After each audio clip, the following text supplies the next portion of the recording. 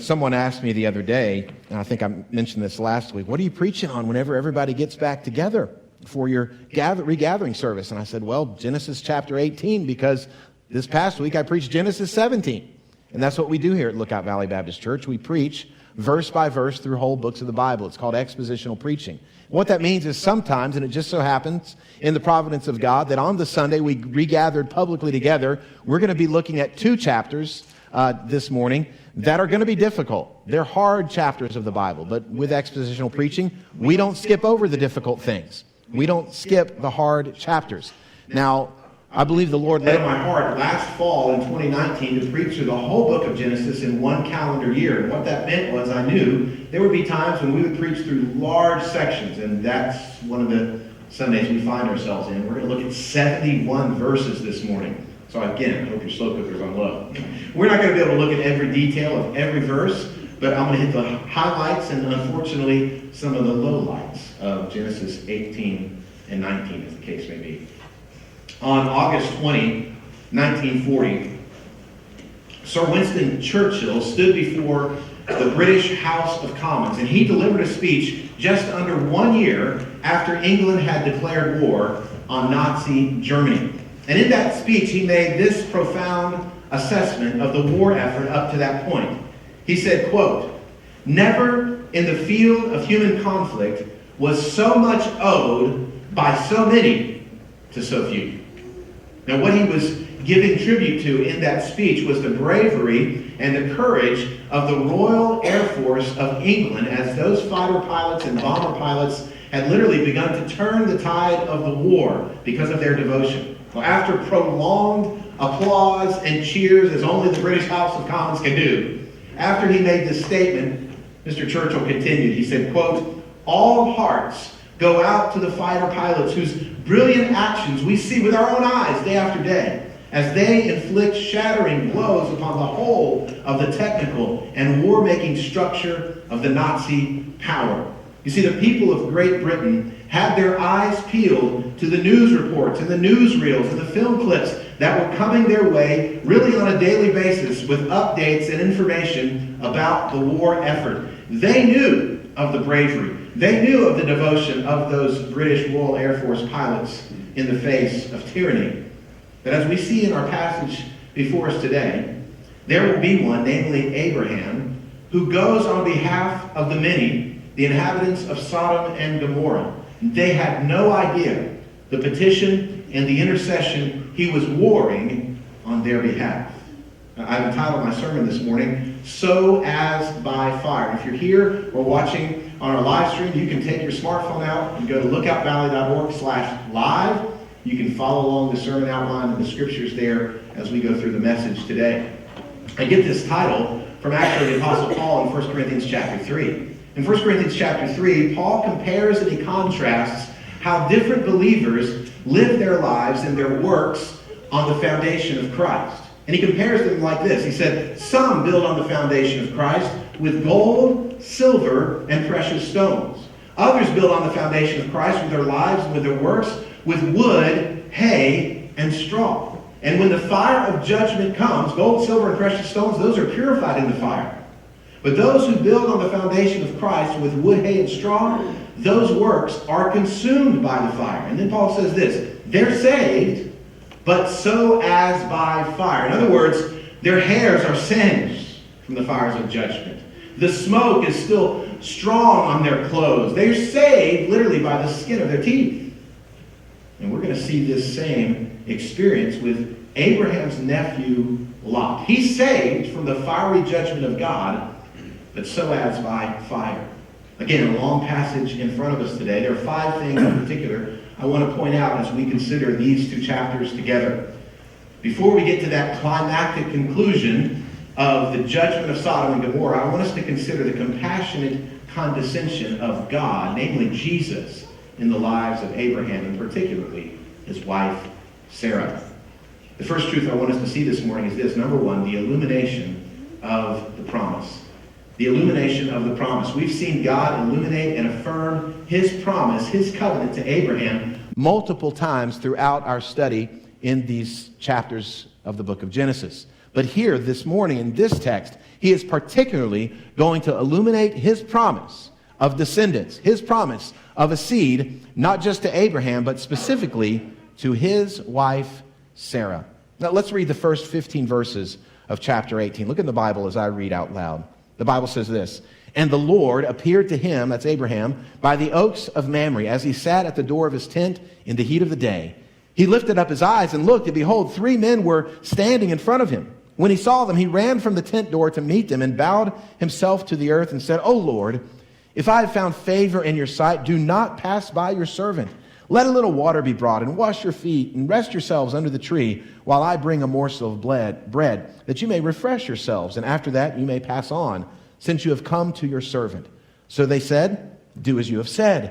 And Abraham went quickly into the tent to Sarah and said, 'Quick, 3 seahs of fine flour, knead it and make cakes.'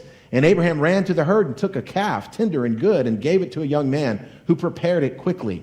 Then he took curds and milk and the calf that he had prepared and set it before them, and he stood by them under the tree while they ate. They said to him, 'Where is Sarah, your wife?' And he said, 'She's in the tent.'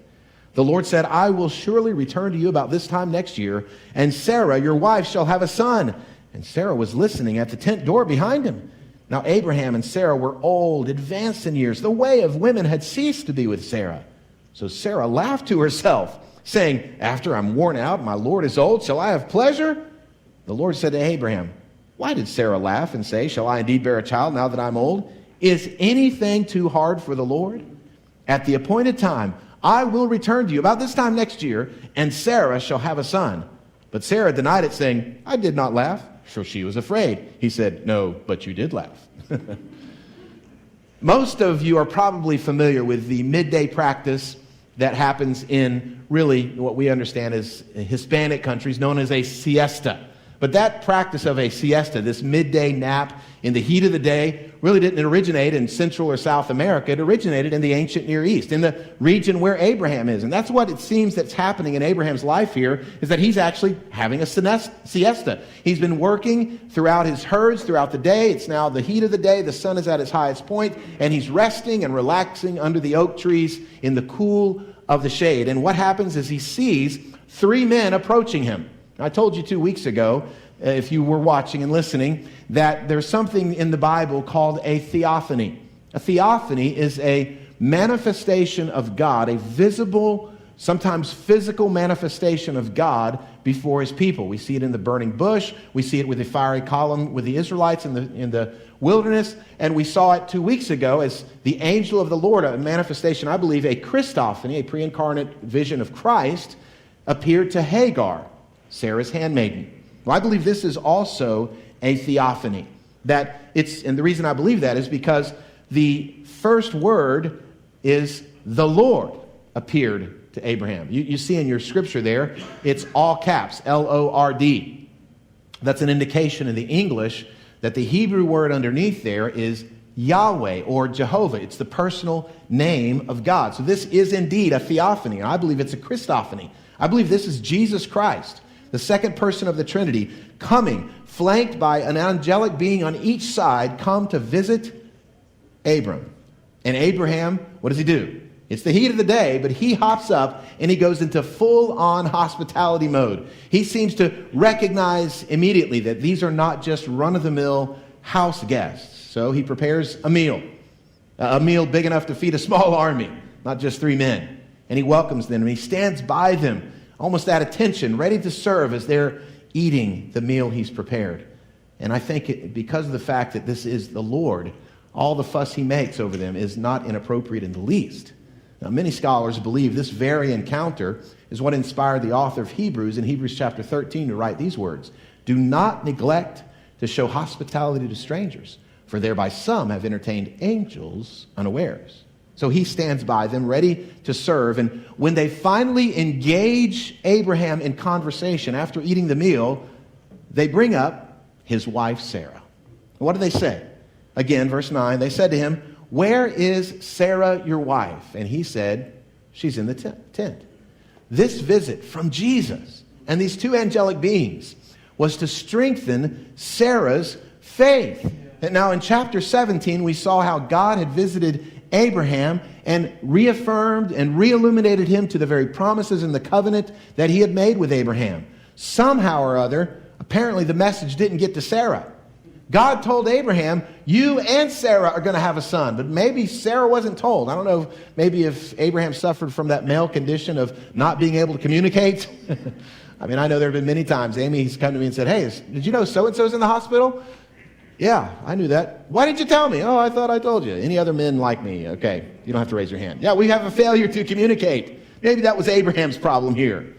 And isn't it just like God to come for the benefit of Sarah's faith that is weak, to bring this encouragement? He takes the initiative in providing strength and assurance when it's needed. And I would remind you, as I mentioned before, if you've been with us in this series, that Sarah is bearing the shame and the reproach and the embarrassment of not being able to get pregnant. We found out 13 years ago that the problem of their non-pregnancy was not on Abraham. It was on her. She was the one who had a womb that was barren. So she's been bearing that. And Jesus, in his grace and his kindness, comes to minister to her needs and her heart. It's a glorious picture of how the Lord works in our lives when our faith is waning. He comes with his word to encourage us. So they began to reiterate and illuminate the promise to Abraham, knowing full well Sarah's listening through the canvas door. Right? Now this is also, we could say this is typically of women. I'm not going to go there. But she's listening in on somebody else's conversation. In fact, what is the summary of their message? Look at verse 10. The Lord said, I will surely return to you about this time next year, and Sarah, your wife, shall have a son. And what does she do? She laughs at the absurdity of this idea, at the preposterous nature of this suggestion. What? Me? The way of women is long gone from me. I've been barren my whole life. Are you telling me I'm going to get pregnant and have a child? In fact, the statement that God uses to respond to her laugh, her doubting laugh, is profound. Look at verse 14. It's the foundation of our faith. Is anything too hard for the Lord? Friend, is anything too hard for the Lord? No. That's the answer to this rhetorical question. There's nothing too hard for God. A 91-year-old barren womb getting pregnant is not too hard for the Lord. And God roots his call for Sarah to believe in the fact that he can do anything. And friends, this is the foundation of our faith. We believe in the absolute sovereignty of God. We believe God can do whatever, whenever he wants to do it. This is our God. We'll never be able to make sense out of God's call on us to act in radical faith unless we come firmly to believe God is in control. God can do whatever he wants. And then we understand there's nothing too difficult for God. There's nothing too hard for him at all. Well, the Lord knows Sarah's heart, and the Lord knows our hearts. And he condescends to come. And Jesus eats a meal. And over a meal, he encourages her heart. Isn't that just like the Lord? Isn't that what we see throughout the gospel accounts in the New Testament? That over a meal, Jesus encourages the hearts of those who are faithless. As I meditated on this reality, my mind immediately went to Revelation chapter 3.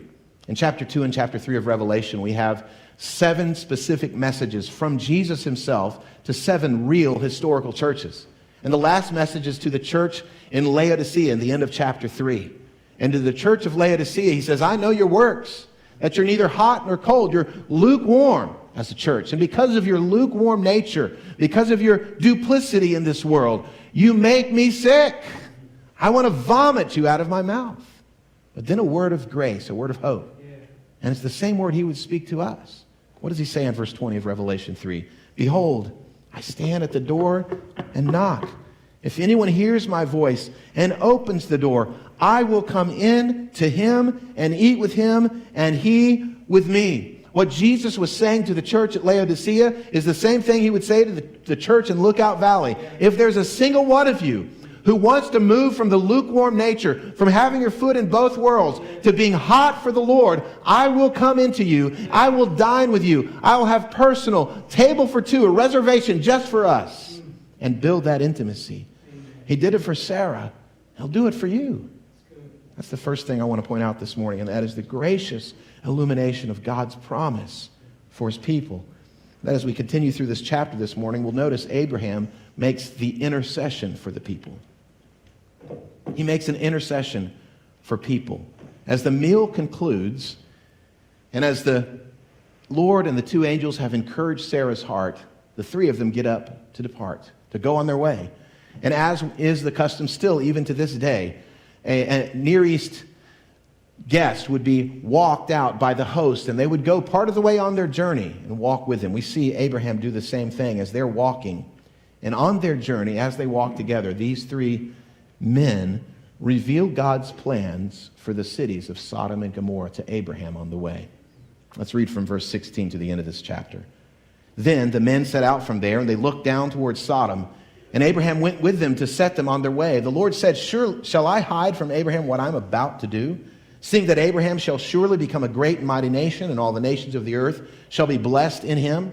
For I have chosen him, that he may command his children and his household after him to keep the way of the Lord by doing righteousness and justice, so that the Lord may bring to Abraham what he has promised." Verse 20, then the Lord said, "Because the outcry against Sodom and Gomorrah is great, and their sin is very grave, I will go down to see whether they have done altogether according to the outcry that has come to me, and if not, I will know."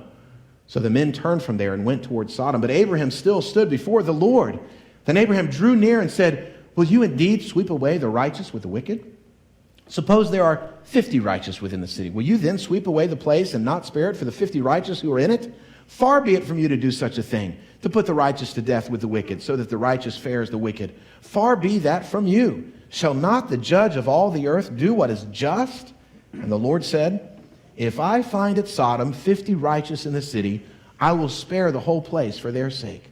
And Abraham answered and said, "Behold, I've undertaken to speak to the Lord, I who am but dust and ashes. Suppose 5 of the 50 righteous are lacking. Will you destroy the whole city for lack of 5? And he said, "I will not destroy it if I find 45 there."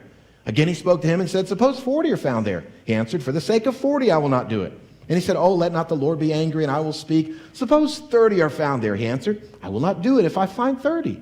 And he said, "Behold, I have undertaken to speak to the Lord. Suppose 20 are found there." He answered, "For the sake of 20 I will not destroy it." Then he said, "O Lord, let not the Lord be angry, and I will speak again, but this once. Suppose 10 are found there." He answered, "For the sake of 10 I will not destroy it." And the Lord went his way when he had finished speaking to Abraham, and Abraham returned to his place. You know, we could read this account and come away from that exchange that happens there at the end of chapter 18 and view it something like a negotiation. Some of you, I know, enjoy going to pawn shops or flea markets or swap meets. I know I do. And getting into the art of negotiation, right?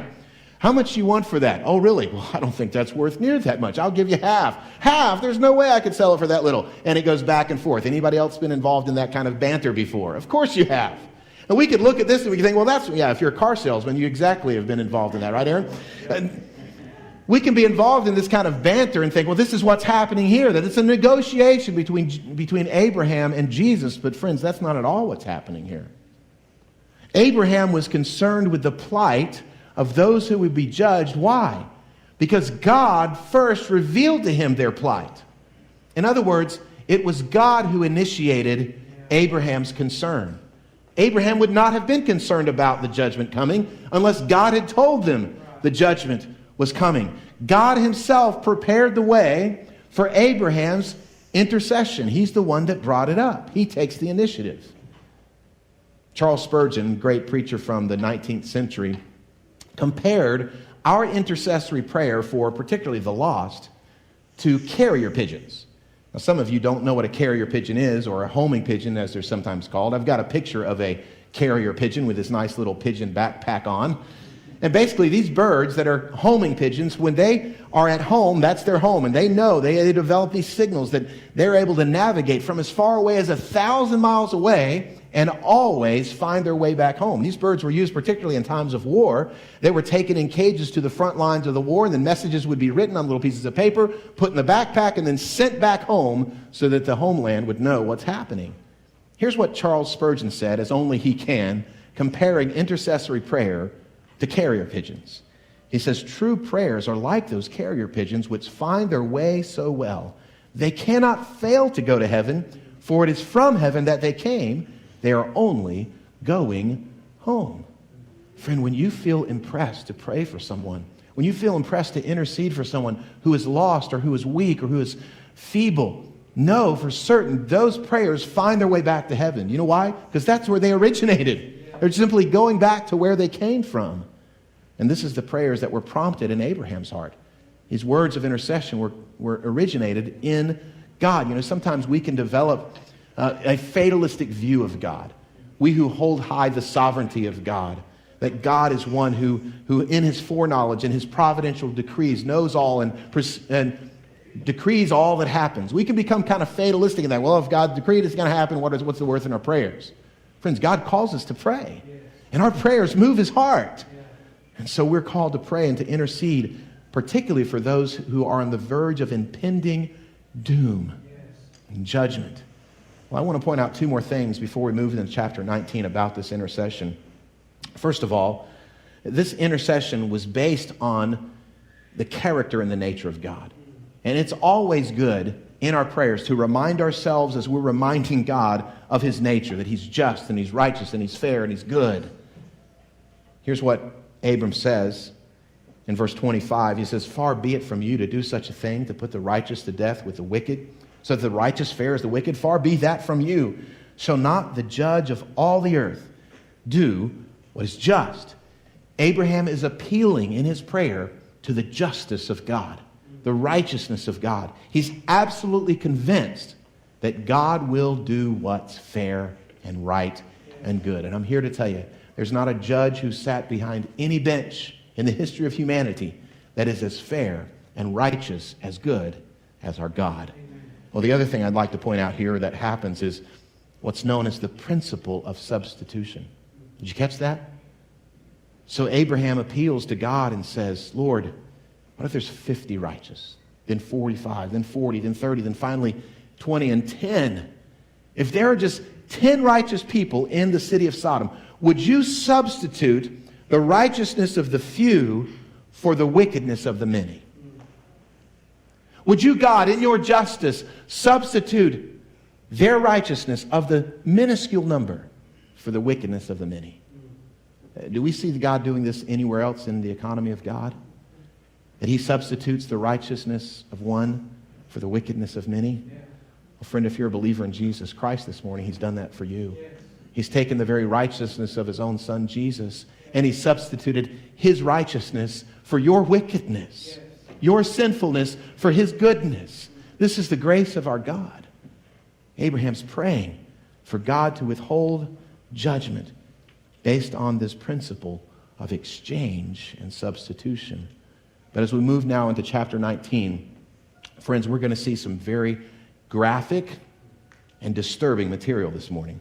You know, one of the things about expositional preaching is we don't skip over the difficult parts of the Bible, because we believe all Scripture is inspired by God. All of it is profitable for our reproof, correction, instruction, and training in righteousness, and that certainly includes chapter 19. Well, let's look at the first three verses as we move forward of chapter 19. The two angels came to Sodom in the evening, and Lot was sitting in the gate of Sodom. When Lot saw them, he rose to meet them and bowed himself with his face to the earth and said, my lords, please turn aside to your servant's house and spend the night and wash your feet. Then you may rise up early and go on your way. They said, no, we will spend the night in the town square. But he pressed them strongly, so they turned aside to him and entered his house, and he made them a feast and baked unleavened bread, and they ate. So Lot is Abraham's nephew. He lives in Sodom. And you'll notice that when you get here, the number of visitors, the number of travelers goes from 3 down to 2. And we don't see that the Lord is there, just the 2 angels. Jesus has peeled off. Only the 2 angels. Why? Well, in my personal sense, I believe Abraham had an intimacy with the Lord that Lot did not have. And these 2 angels, these 2 messengers, came to Lot. Case in point, where do we find Lot? We find him at the city gate of Sodom. In the ancient Near East, that was a place of respect. That was a place where likely Lot had been elevated to a place of prominence in the city. He was an official or a ruler or a judge in the city. In other words, he had fully immersed himself in the life and the culture of the city of Sodom. Lot, Abraham's nephew. But even at that, there was something inside him that strongly compelled him to get these two men off the street and into his home. Why? Well, they said, "No, it's okay. We'll just sleep on the street in the city square." Lot says, no. That is the worst decision you could make. Do not sleep in the city square. In fact, the text says, he pressed them strongly. "Come into my house. Now, get on inside. Y'all need to get in here." Why? Because he understood the wickedness of the city. He knew exactly what might happen. In fact, that's what leads to the third thing I want us to consider. The insistence of perversion. The wicked people of Sodom desired to commit sodomy with the two guests in Lot's home.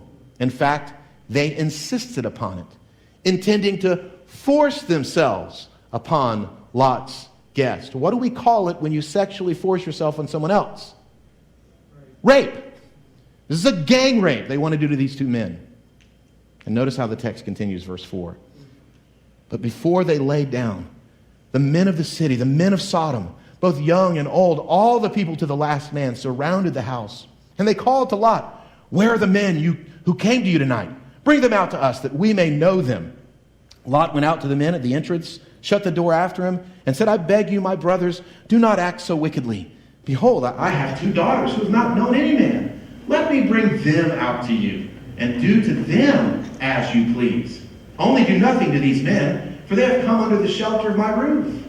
But they said, "Stand back." And they said, "This fellow came to sojourn, and he has become the judge. Now we will deal worse with you than with them." Then they pressed hard against the man Lot and drew near to break the door down. But the men, that's the two angels, reached out their hands and brought Lot into the house with them and shut the door. And they struck with blindness the men who were at the entrance of the house, both small and great, so that they wore themselves out groping for the door. Now this passage in particular has gone through quite the interpretive treatment over the last 30 or 40 years. Reinterpretive treatment, I should say. By some with an agenda to present false and immoral lifestyles as being perfectly acceptable in the eyes of God. They've said, no, these people of Sodom, these men of Sodom, they were just very hospitable. They just wanted to be their friends. They just wanted them to come out and hang out. And so that you can tell by the context, that is not at all their intention or their desire. And it's obvious how far down Lot had come in his immersion in the culture of Sodom. His own personal morality had sunk to such depths that he's willing to offer his two virgin daughters in exchange wickedness. But they didn't want Lot's two daughters. They wanted the two men. And I think it's important for us to point out, and the text makes it abundantly clear. All the men of Sodom, not just a handful, not just a small percentage, all the men of Sodom were pressing at the door to have relations with Lot's house guests. Here's why I think this particular aspect of the passage matters, particularly in our day and age. There are some today who would say that homosexuality is simply an alternative lifestyle, that it's an alternative expression of human sexuality that people are simply born with, that a percentage of the population naturally tend in that direction. And I've seen percentages range from 2% to as much as 10% of the population is bent in that direction. But not 10% of the city of Sodom wanted to engage in homosexual acts. 100% of the men. What does this tell us? It's a moral choice. It's a choice of the will. It's something that can be learned as a behavior. Now, certainly some have proclivities and bents and tendencies in that direction, but what this passage demonstrates, bottom line, is the behavior is a learned behavior. It is a choice. And it's important for us to recognize why this matters for a couple of reasons. First of all, the fact of the matter is that our children and our grandchildren are being taught in the educational system, in high school and college particularly, and certainly in our entertainment and media world, that you are intolerant, you are bigoted if you do not approve of homosexuality as an alternative expression of God's design of sex. Isn't it just the way people are born? Aren't you judgmental or condemnatory about something that really is not any different than heterosexual practices? And so it's vital for us as Christians to become lovingly aware of what the Scriptures say. It is indeed a perversion of God's gracious design of human sexuality between one man and one woman. But here's another reason. It is also vital for us to understand.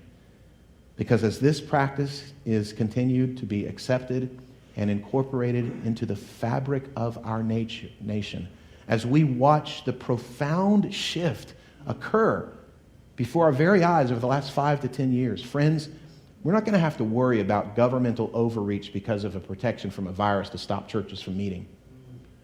We're going to have to worry about governmental overreach calling what I've just said the last 5 minutes hate speech. It's already happening in Canada and England in churches just like ours. So judgment is coming on Sodom. I pray we don't become like Lot, who are so immersed in the culture and the climate of the world in which we live that we just become numb to it.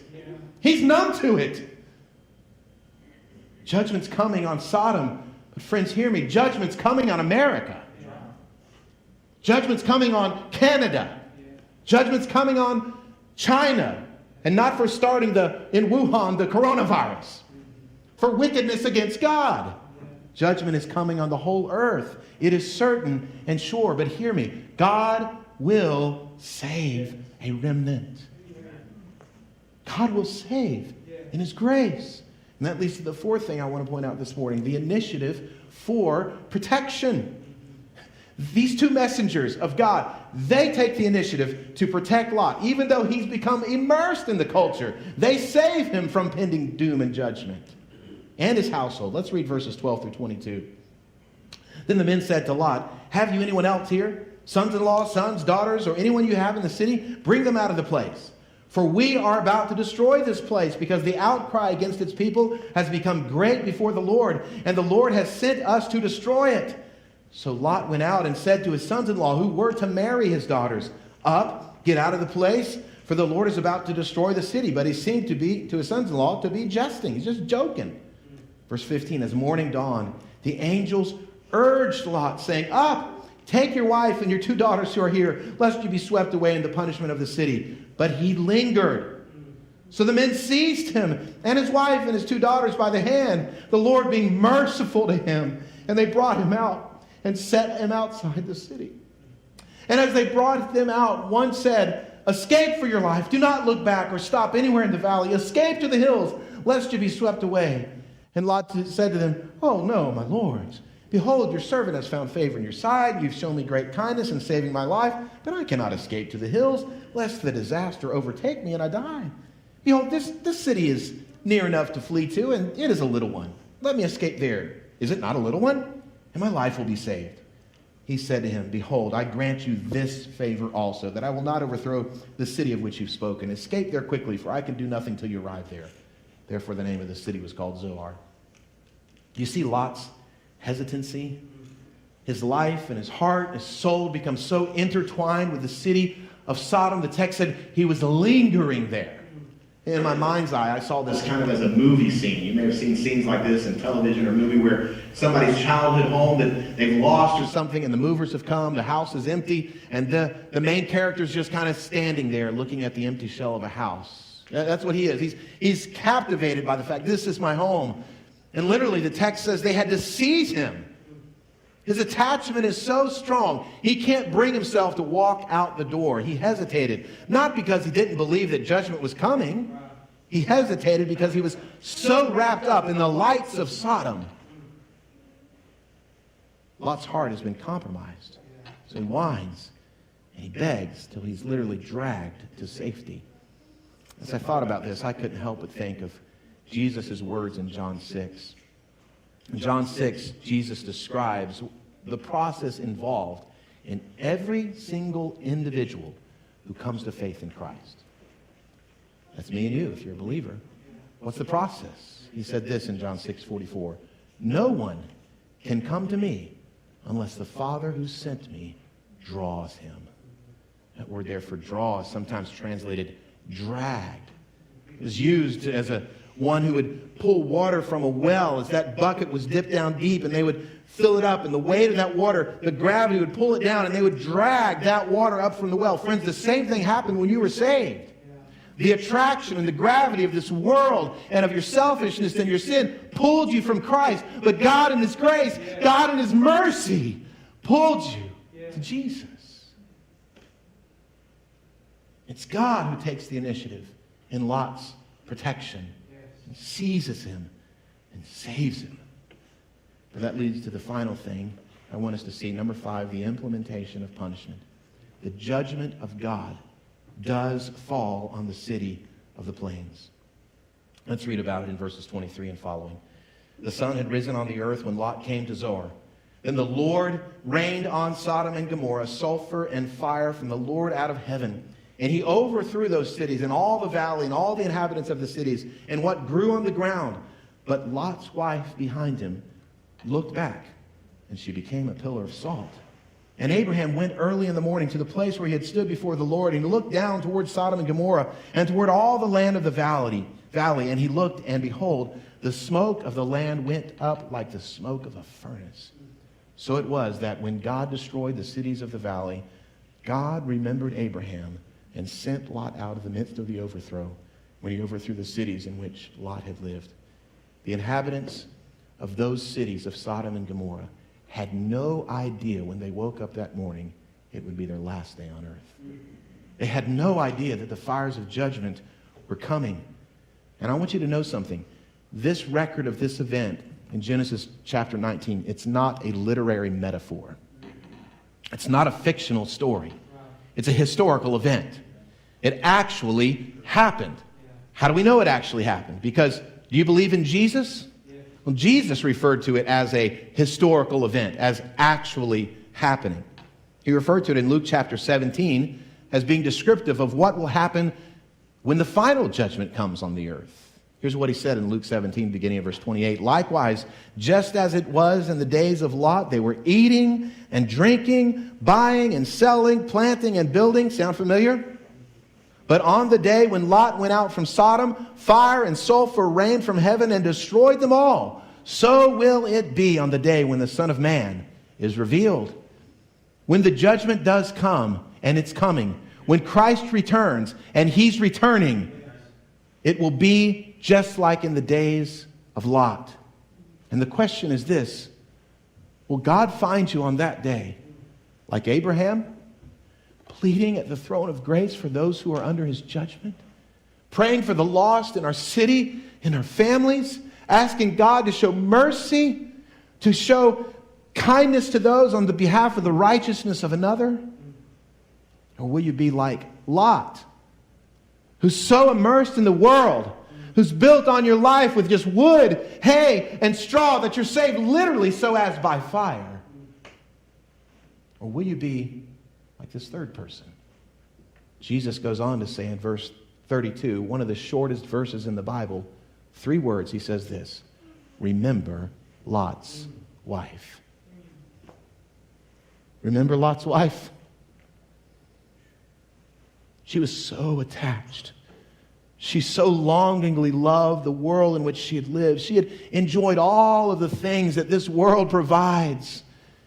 The afternoon garden parties, the social events. Yeah, there's wickedness and sin. Yeah, you can change the channel when something gets a little off color.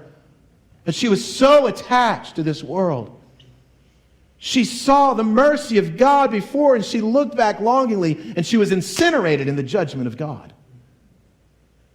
Will you be like Lot's wife? And Jesus says, remember Lot's wife caught between 2 desires, this duplicity. She met only judgment when the mercy of God was in her sight. How will the Lord find us this morning?